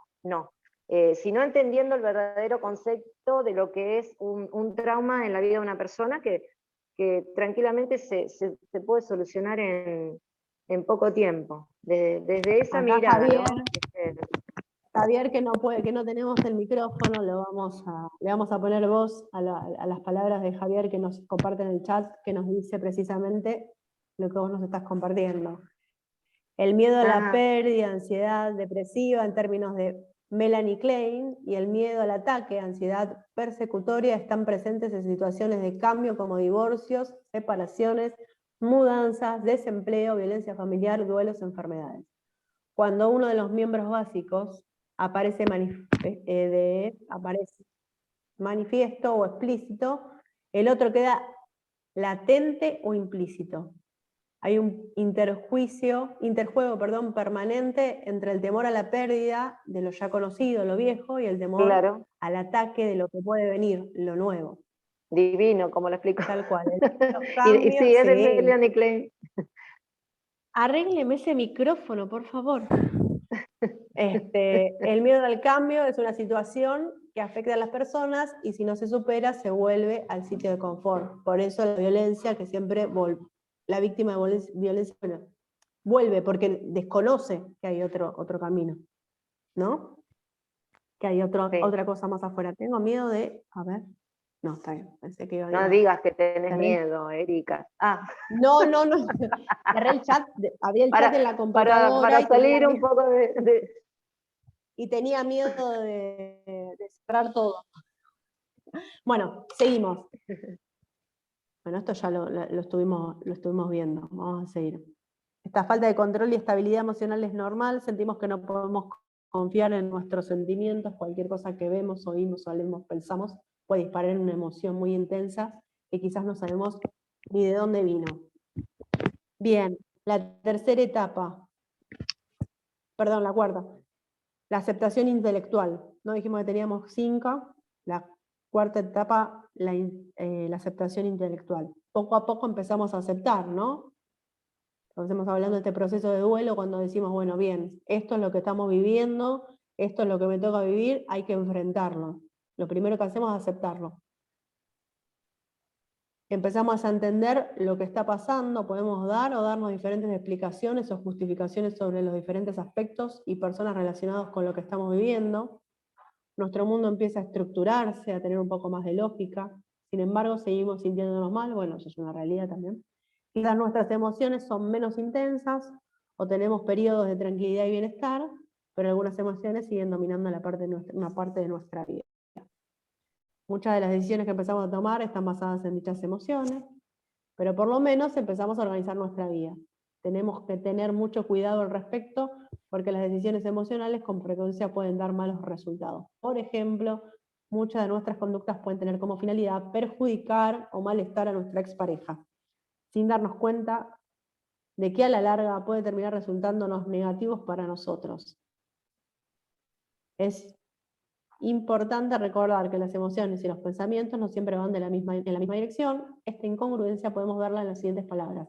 Mi cabeza dice una cosa, pero mi corazón dice lo contrario. Sí, Talia, tranquila. Ya tenés tu presente. Gracias. ¿Sí? La cabeza dice una cosa y el corazón dice otra. La cabeza lo acepta y el corazón quizás, ¿no? Todavía sigue pensando. Sin embargo, es un paso hacia adelante muy importante. Sí. Sí, iba a decir que a mí a nivel práctico, yo soy defensora adjunta, me dedico principalmente a la mediación, cuando leí Bien. esto me resultó práctico identificar en qué parte está la persona para ver, por un lado, Sí. si es el momento para iniciar la mediación, o sea, si está en un caos Sí. emocional, o esto que está tomando las decisiones más por bronca que en pos de su bienestar propio de los hijos, y en el caso, si es requerido a mediación, me pasa muchísimo, personas que niegan completamente, no, estamos en un mal momento, yo quiero tener el contacto con mis hijos en mi casa, no, pero ustedes están separados. Entonces, poder identificar eso también nos lleva a pedir un cuarto intermedio, a pedir nueva fecha, porque cualquier decisión que se tome dentro de estas 4 primeras etapas no va a ser una solución sostenible en el tiempo. Indefectiblemente no va a perdurar ese acuerdo. Entonces me resulta práctico individualizarlo. Yo nunca había visto este abordaje desde la psicología. Por supuesto. Y la verdad que es constante, digamos, es muy útil estas etapas. Qué buena pregunta, Javier. ¿Qué somos? ¿Lo que pensamos, lo que sentimos? A ver, les voy a compartir la pregunta. ¿Y qué somos? ¿Lo que pensamos, sentimos o hacemos? Somos todo eso. Las tres. Las tres, exactamente. María Alicia, gracias Florencia por tu aporte, súper interesante. Muchas gracias. María Alicia, querías compartir. No, perdón, quise leer el chat, pero está bien, gracias. ¡Ah! Está bien. Quise leer el chat y estoy en el teléfono, entonces es muy chiquito el espacio, gracias. Entonces metés el dedo así. Pasa. Bueno, seguimos con el abordaje. Así vamos avanzando un poquitín más. Muchas de las decisiones que empezamos a tomar están basadas en dichas emociones, por lo menos empezamos a organizar nuestra vida. Esto ya lo dijimos, perdón. Recuperación, el último de los pasos. Podemos hablar de recuperación cuando nuestra expareja deja de estar presente emocionalmente en nuestras vidas. Nos sentimos tranquilos y dejamos de ver hacia el pasado. Empezamos a ver nuestro futuro como algo positivo y nos sentimos capaces de resolver los problemas que se nos presentan el día a día. Podemos disfrutar de nuestras actividades y nuestras relaciones. Somos todos, es correcto. ¿Sí? Entonces estamos hablando de cómo, ¿no? Desde el shock, de eso que no nos esperábamos, hasta la recuperación, pasamos por un montón de situaciones y un montón de sentimientos y un montón de emociones que, como nos decía la compañera, es interesantísimo y es importantísimo poder identificar.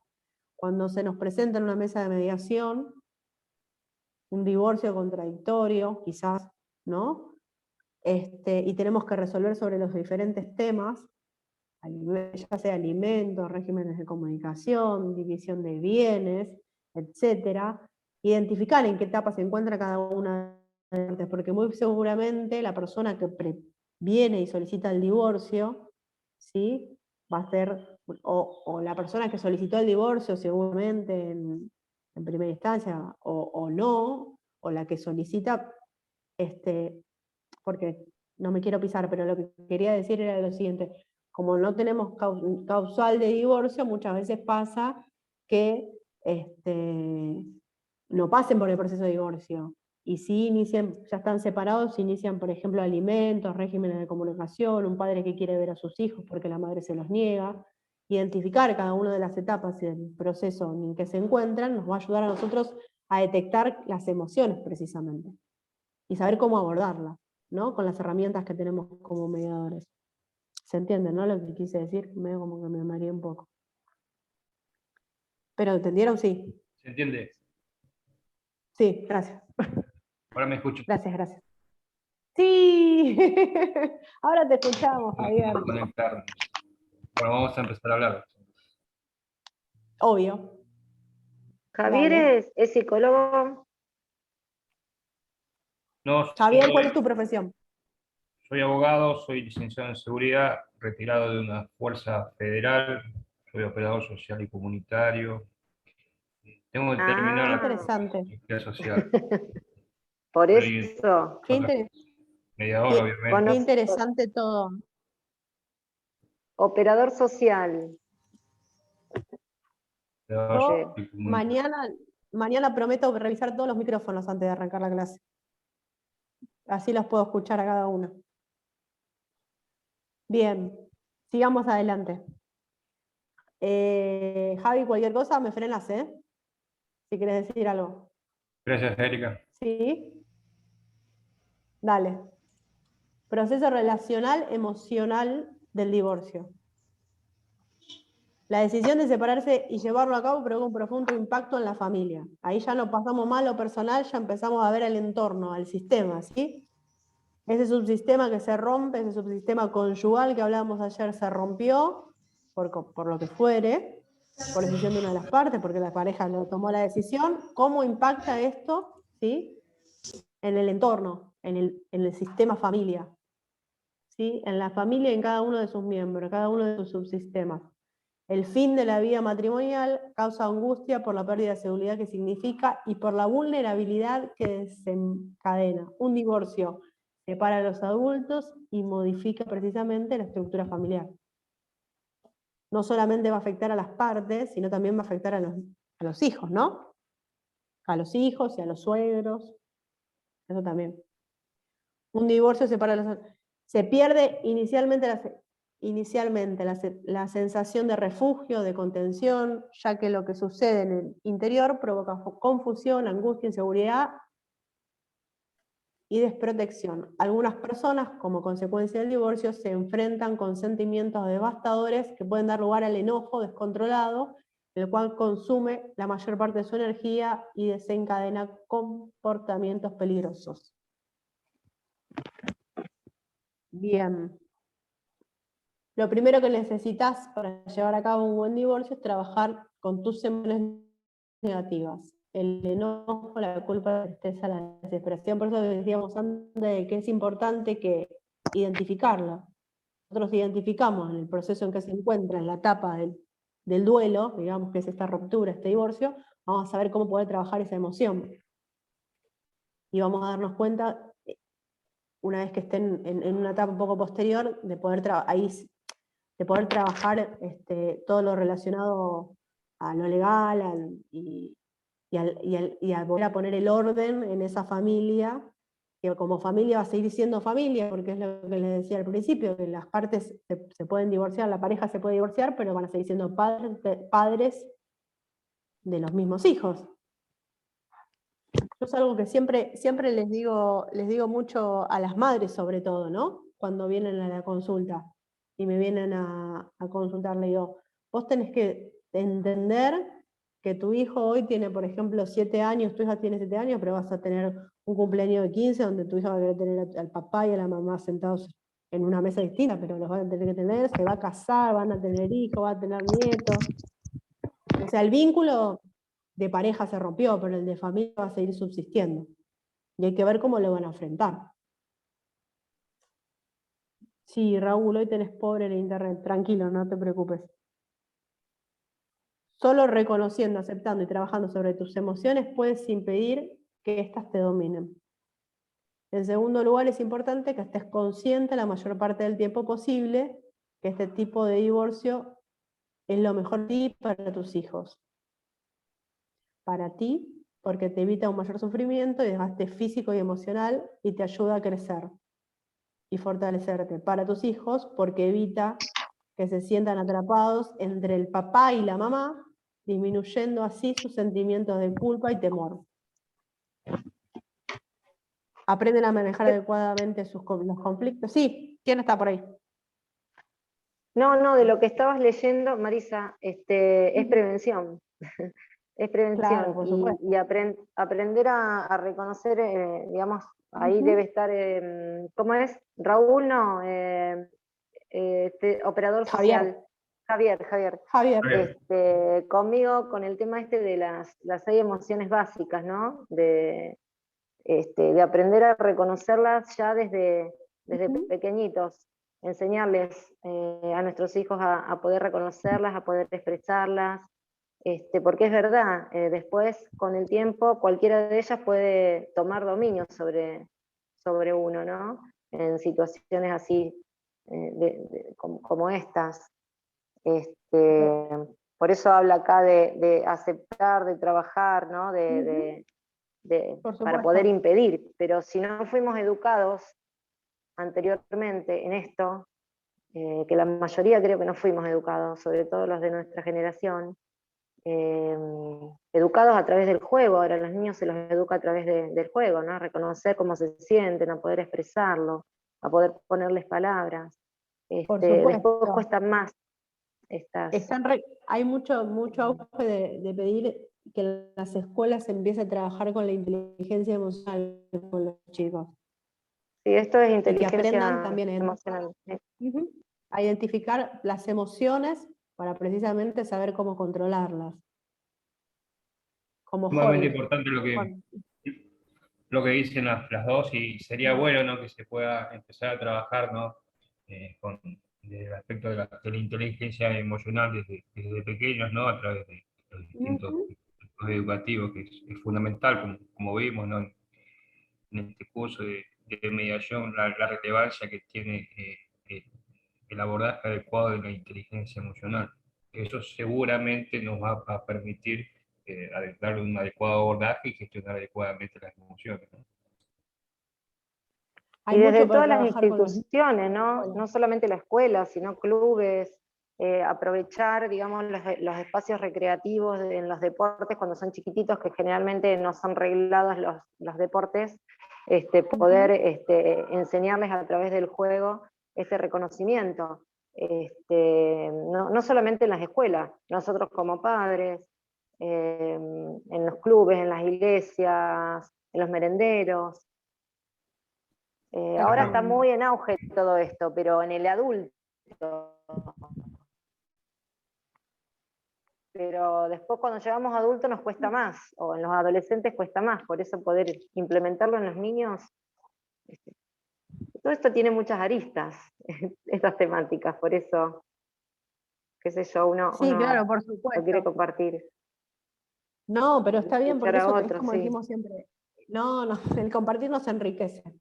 Acá comparte el que quiere y el que no, solamente participa desde otro punto de vista. Pero bien podemos decir que existen dos tipos, existe el divorcio, claro, el divorcio tranquilo, que es que puede ser de común acuerdo, a veces también puede plantearse que una de las partes tome la decisión, pero también la otra entienda que es lo mejor y acepte esta propuesta del divorcio y transformarse en un divorcio tranquilo o un divorcio destructivo. Ese divorcio donde el elemento constante es precisamente enfrentarse y destruir al otro, ¿sí? Como sea, ¿a costo de qué? A costo de lo que sea. Y el camino nos lastimamos a nosotros mismos y lastimamos a nuestros hijos. Importante. El divorcio destructivo implica una lucha constante basada en sentimientos de venganza y de odio. Esto genera un vínculo vicioso en donde ambos se atacan cada vez más con tal de ganar o por lo menos que el otro pierda. Creemos equivocadamente que puede haber un ganador y queremos ser nosotros y nos damos cuenta de cómo nos afecta a nosotros mantener una guerra constante contra nuestra expareja, la guerra de los Rose. ¿Quién vio la película? ¿Se acuerdan? Sí. ¿Andan por ahí? Sí, ¿no? Yo me acordaba antes de esto. Puede ser que todo de la película esto... de la guerra de los Rose. Perdón, acá me pueden ayudar los psicólogos. Cuando uno se divorcia, la parte contractual lo supongo que debe ser lo más fácil de resolver desde lo que uno quiere dar, lo que no quiere dar, los bienes, todo eso. Pero en las parejas muchas veces lo que juega es el ego, el sentirse lastimado, y como me lastimaste, te quiero vengarme de eso y quiero lastimarte a vos también. El ego me parece que acá no, por lo que estoy leyendo en las presentaciones, no está contemplando el amor familiar, digamos, que uno, tengo 2 divorcios encima, yo personalmente, pero que uno debería pensar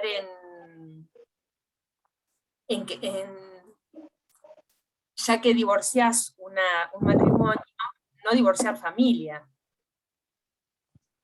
Seguramente, claro. Tener esas familias a lo largo del tiempo, creo que es el mayor trabajo que uno tiene como persona que se divorcia.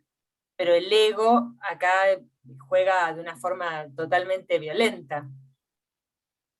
Por supuesto, es verdad lo que vos decís. Y ahí es cuando se provocan estos divorcios destructivos, de lo que nos habla, donde lo que intentan cada una de las partes es simplemente ganar, por el solo hecho de ganar en sí mismo, no porque yo te tengo que destruir, ¿sí? Para estar bien yo conmigo mismo. Que la otra persona se siente destruida porque la dejaron. Entonces, o alguien más decidió terminar el matrimonio. Pero, sí, o porque la engañaron, o la traicionaron, por lo que fuera. Y también porque culturalmente estamos creyendo que el matrimonio es para toda la vida, o el amor es para toda la vida, y puede surgir que no lo sea para toda la vida. Puede pasar que sí, como puede pasar que no. Claro, pero estamos como armados que es la única forma que el matrimonio sea para toda la vida, o el amor para toda la vida, y deberíamos desde chiquitos empezar a aprender que eso puede pasar como puede no pasar, y que no sea para evitar tanto trauma. Tan traumático. Hay que entender que, que no hay durabilidad, que no sabemos, que eso es incierto, que lo importante es pasarla bien, y también cuántos matrimonios, por esto de que es para toda la vida, siguieron sometiéndose y fueron infelices por el resto de su vida, ¿no? Evitar eso, aprender eso. Por el que dirán, por la sociedad. Donde no estamos bien, donde no nos hace bien, ahí no es. Hay una frase que dice que a mí me parece muy justa en estos casos. Y cuánto es necesario a veces trabajar eso para que los niños de hoy, ya después adultos, puedan entender de que no siempre no es un fracaso, sino al contrario. Para evitar parar y seguir adelante. Por supuesto. Sí, coincido totalmente. Parte creo yo de la propia inteligencia emocional, porque yo creo que es la vida misma. O sea, esto lo podemos aplicar en un montón de situaciones. Ante un obstáculo, acá en el caso puntual de la familia, es decir, fracasé como pareja, o como uno lo quiera llamar, no funcionó, pero entender que si uno tiene hijos, uno sigue siendo padre, que es lo que recién decía Erika, y seguir teniendo esa responsabilidad, y tener uno conciencia de que no porque en la vida me vaya mal, en las otras cuestiones, por ejemplo, para formar una pareja o para futuros proyectos, me va a ir igual, porque no es una constante. Estamos hablando, digamos, de una ruptura normal, de una pareja normal. O por lo menos siempre lo que yo trato de abogar es eso, que la persona se autodetermine en ese sentido. O sea, ayudar a la persona que está en esa situación a pensarlo de esa manera, para evitar este tipo de divorcio destructivo que acá no sale ganando nadie. El único que creo que sale ganando por ahí es el abogado, que empieza con chicanes y saca plata, pero después lo demás, y más si hay chicos en el medio. Y más si sos Rosenfeld. Claro, más o menos. Los abogados minimizan todo y después, Dios mío. Ojo, que somos muchos. No, mirá que sí. Bueno, pero después tienen que caer a la parte de cómo quedan, ¿no? Destrozados. No hacen un favor a nosotros. Depende de la impronta que le dé el estudio jurídico, porque nosotros, por ejemplo, llevamos más de 120 divorcios en el transcurso de este año, pero siempre tenemos una presentación unilateral, siempre y cuando no esté otro colega, ¿no?, que haya intervenido previamente, tratamos de comunicarnos con la otra parte, utilizando estas herramientas que tenemos en mediación, ¿no?, para tratar de efectivizar una presentación conjunta, y tratamos de abordar y utilizamos la mediación puntualmente con todo lo que tiene que ver con el convenio regulador, ¿no?, responsabilidad parental, cuidado personal, régimen de visita y los bienes, ¿no? Y te puedo asegurar que en un gran número de casos esto da resultado cuando uno les puede explicar, ellos pueden entender, ¿sí? Y ellos a través de la mediación pueden tomar sus propias decisiones, ¿no? Uno siempre como facilitador de la comunicación y dotándoles las herramientas, haciéndoles ver sus verdaderos intereses, se pueden modificar las conductas. Obviamente que nosotros perdemos plata mucho en honorarios, pero tenemos también una función, por ahí desde la perspectiva, ¿no? Sí. De nosotros como mediadores, ¿no? De tratar de usar las herramientas, ¿no? Que tenemos. Por lo menos en nuestro estudio lo aplicamos así. Coincido totalmente con lo que decís, Javier, y a mí me ha dado mucho resultado. Esto de implementar todas las herramientas de la mediación en un proceso de divorcio, ¿sí? Para que las partes se pongan de acuerdo y entiendan que lo mejor es una composición voluntaria de ellos mismos, que salga de ellos las propuestas, buscar las formas dentro de las herramientas, las preguntas y demás, siempre no perdiendo de vista, sobre todo cuando hay hijos, ¿no? Porque cuando se trata de plata solamente, ahí es como que es un poco más difícil. Cuando solamente tenemos que dividir bienes y ver con quién se queda con la casa de campo y quién se queda con el auto último modelo, ya es distinto. Pero cuando tenemos hijos de por medio y el convenio regulador implica la convivencia con los niños, es importantísimo poder utilizar estas herramientas que nos da la mediación, porque dan muchísimo resultado. En eso coincido totalmente, Javi. Acá... Sí, y ¿Les puedo hacer una pregunta? Lo vuelvo a repetir, no utilizar a los hijos de trofeo y de que me lo quedo yo y bueno, y preponderar la fase ya sea fálica en el hombre como en la mujer, porque los niños terminan siendo trofeos.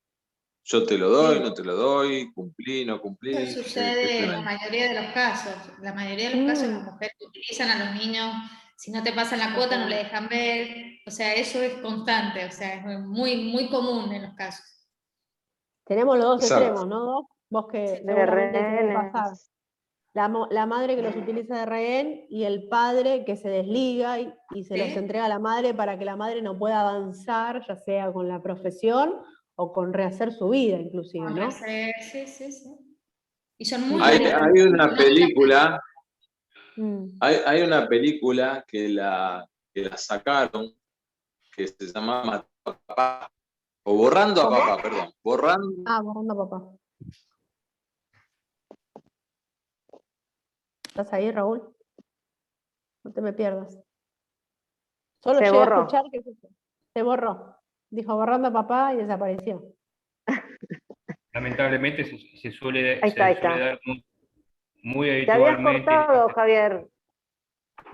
Sí, no, estaba hablando Raúl igual. Raúl, ¿estás por ahí? Ah. No. Qué lío que no. Interactuamos entre todos, ¿no? Justamente eso se da, hoy justamente una providencia en donde presentamos, ¿no?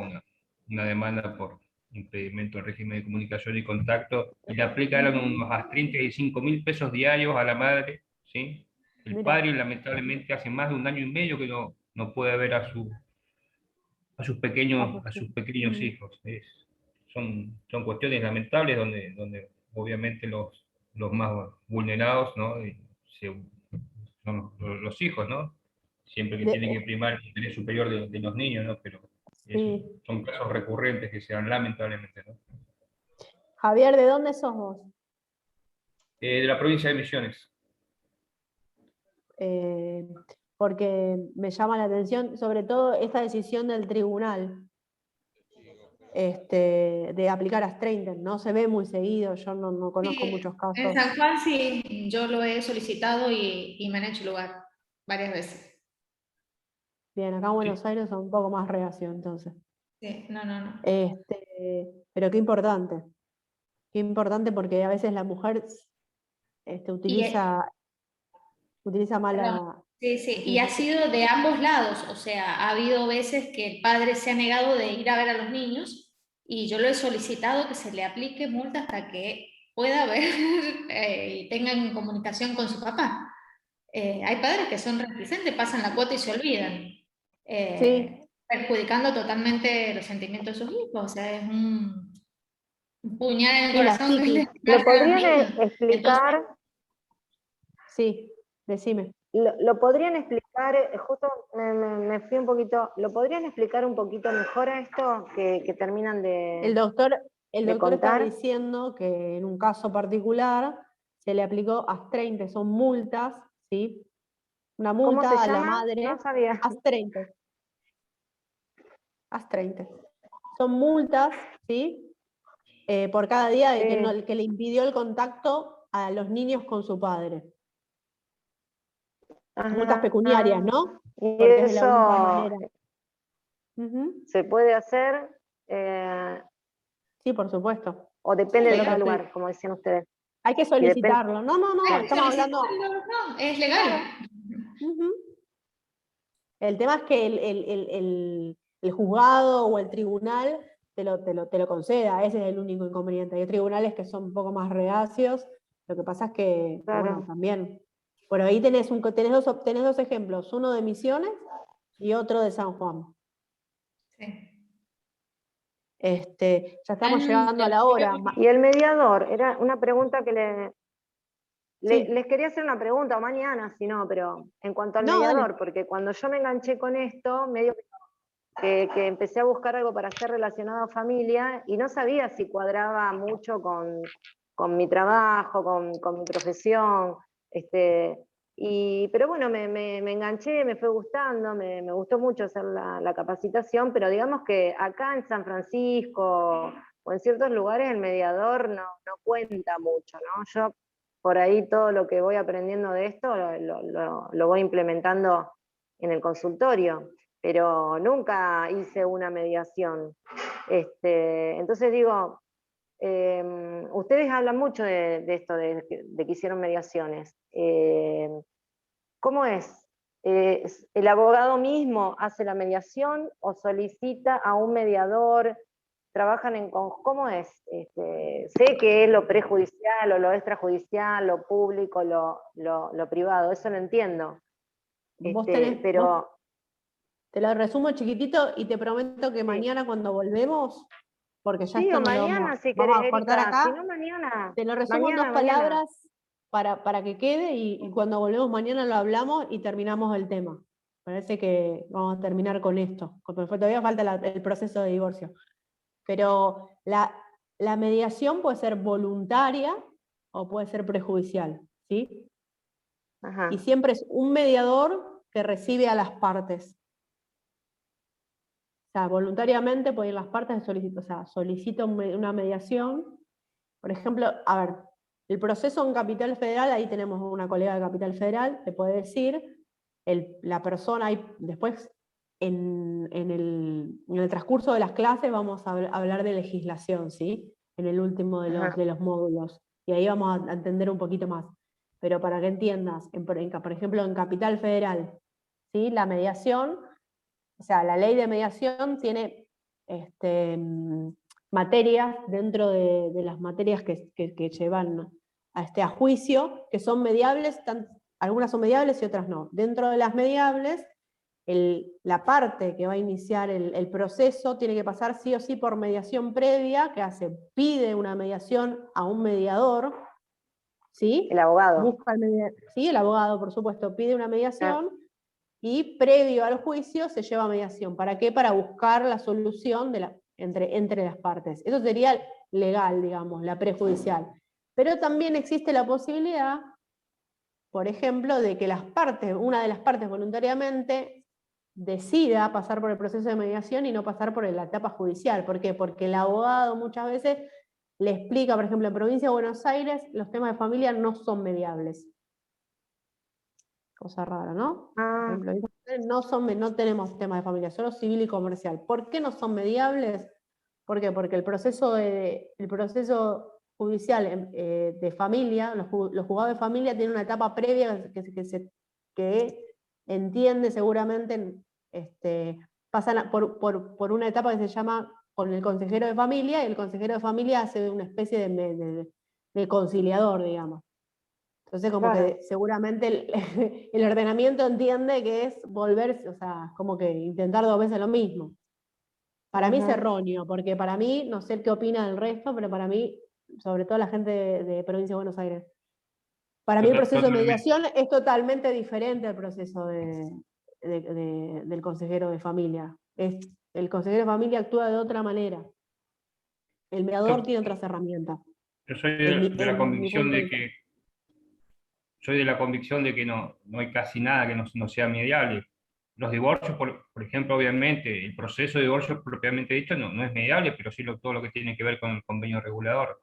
Acá en Misiones tenemos la mediación judicial, donde voy a ser lo más sucinto posible.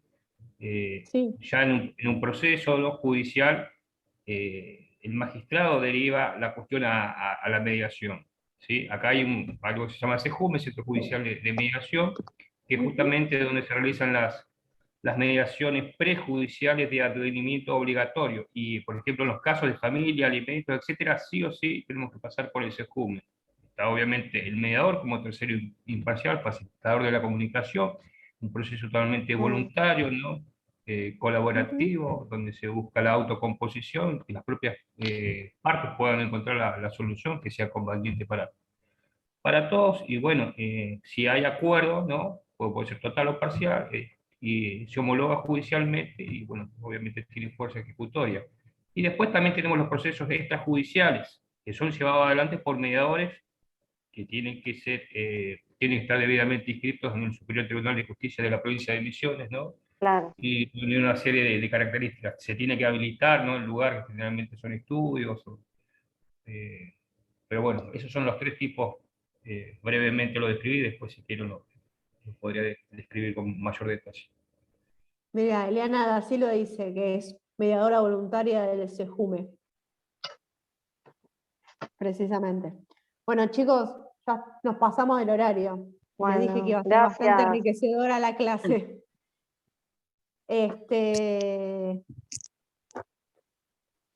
Yo tengo el presente de las personas que participaron, lo tengo que confesar. Bueno. ¿Nos podemos retirar entonces? Sí, por supuesto. La gente que habló se puede retirar, así no los torturamos más. Yo voy a dejar de grabar y tomo lista para la gente que no le pasé lista. Hasta luego, profe. Hasta luego. Luego. Hasta mañana.